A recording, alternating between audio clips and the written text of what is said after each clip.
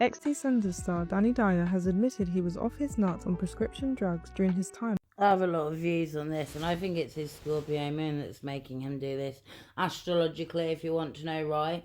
No one ever has called out soap stars before, so I'm going to look into a few Scorpio moons who have called things out, like Bruce Lee would always... Well, Elizabeth Taylor caused controversy with, like, men, relationships, that kind of thing. So where's the Scorpio moon coming out? Like, he's saying he's off his nut on the Valium. I can imagine this is the situation with Danny, because I've heard he's difficult to work with because of drugs. But I'm not a big fan of his. I'm putting a picture because I don't want it to be me, so I prefer to put another Scorpio moon up.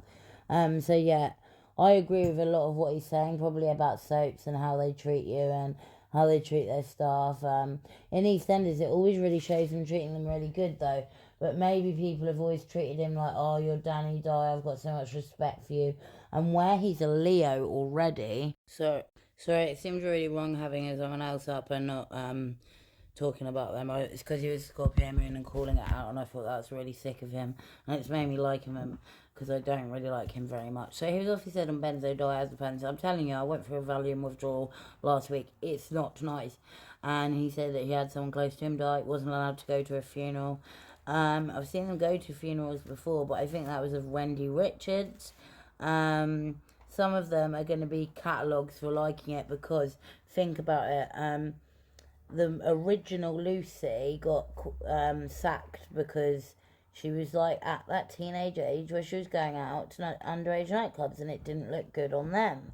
It's got to look good like on the team, and I don't see him as a team player. He can't be a team player, and that's alright. I'm not a team player, and he's I can imagine it also takes him... I imagine he's a nightmare, really, but a lot of what he's saying is really like true, and I'm glad people are speaking about it. He spoke of Shane Ritchie and Jessie Wallace. Well, if you don't know, Jessie Wallace, she's been sacked many more times than these other people who haven't been able to come back because that Slater family is so popular, which seems unfair and wrong in a lot of cases. And then you have people like this little girl chime in. It's like, sit down, girl, the adults are talking.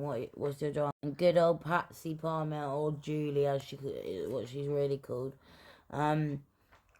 She's just well ingrained into the EastEnders life, and I can imagine she's a bit hard to work with.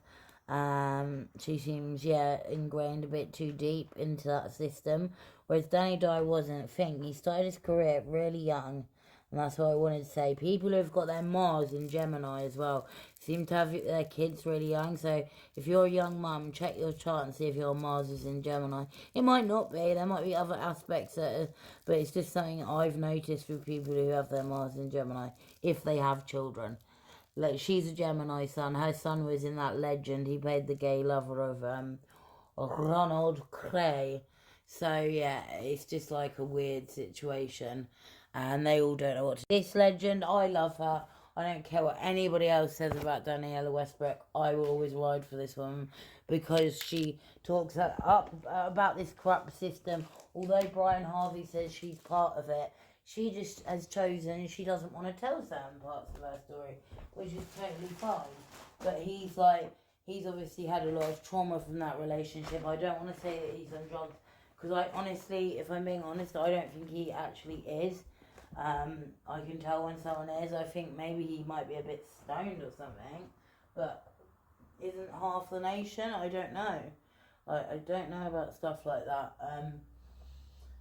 So what he said was true, and it's upset these people, and they're a bit like, oh shit, what do we do now? She's gone on podcast talking about it. She literally fainted, and then they were like, cut, we've got to do another scene, and she said either Steve McFadden, I can't remember, or Ross Kemp was like, there's no way we're doing that, we're cutting the scene, like this, she's not well, this kid's not well. But yeah, he's had a problem with Jessie. You can't see her properly in this picture. Jessie Wallace, Kat Slater, for time. They've basically had a rift like the whole time during that run. So yeah, it's a bit of a tricky one because they're obviously all castmates in it. So yeah, let's see how this unfolds.